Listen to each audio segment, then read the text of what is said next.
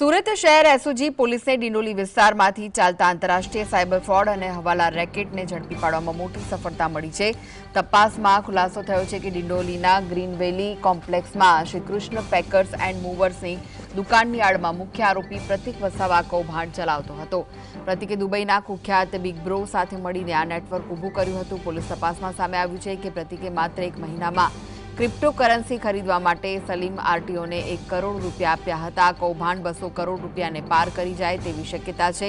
પોલીસે અત્યાર સુધીમાં 5 આરોપીઓની ધરપકડ કરી છે।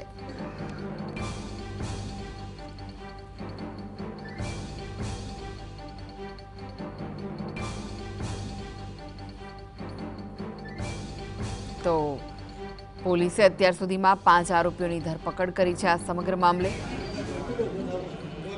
ત્યારે સુરત શહેર એસઓજી પોલીસે ડિંડોલી વિસ્તારમાંથી ચાલતા આંતરરાષ્ટ્રીય સાયબર ફ્રોડ અને હવાલા રેકેટને ઝડપી પાડવામાં મોટી સફળતા મેળવી છે। આ વિશે વધુ માહિતી માટે જોડાઈ ગયા છે સંવાદદાતા સાહિસ। સાહિસ, શું છે વધુ વિગતો આ સમગ્ર મામલે?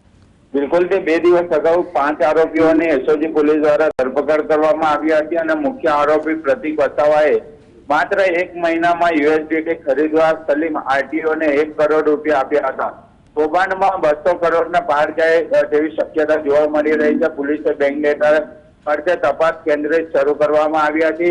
તપાસ બેંક ડેટા કરવામાં આવી હતી અને હવાલા કૌભાંડમાં આરોપીઓની પૂછપરછ કરવામાં આવી રહી છે અને આવનારા સમય દરમિયાન વધુ ખુલાસા થાય તેવી સંભાવના જોવા મળી રહી છે। અલગ અલગ બેંક એકાઉન્ટની ઝીણવટભરી તપાસ કરવામાં આવી રહી છે। પ્રતિક વસાવા ડિંડોલી સ્થિત ગ્રીન વેલી શોપિંગ કોમ્પ્લેક્સમાં શ્રીકૃષ્ણ પેકર્સ એન્ડ મૂવર્સના આડમાં કૌભાંડ ચલાવતો હતો। દુબઈના બિગ બ્રો અને પોતાના મળતિયા સાથે મળે સાયબર ફ્રોડ અને હવાલા રેકેટ ચલાવતો હતો। હમણાં સુધી 5 આરોપીઓની ધરપકડ કરવામાં આવી છે અને તપાસમાં વધુ ખુલાસા થાય તેવી સંભાવના પણ પૂરેપૂરી જોવા મળી રહી છે। એસઓજી પોલીસને સૌથી મોટી સફળતા મળી છે। આંતરરાષ્ટ્રીય સાયબર ફ્રોડ અને હવાલા રેકેટ પકડાયો છે। હાલ તો 200 કરોડનો આંકડો સામે આવ્યો છે, પરંતુ આવનારા સમય દરમિયાન વધુ ખુલાસો થાય તેવી સંભાવના જોવા મળી રહી છે। જી, આભાર સાહિસ માહિતી આપવા માટે।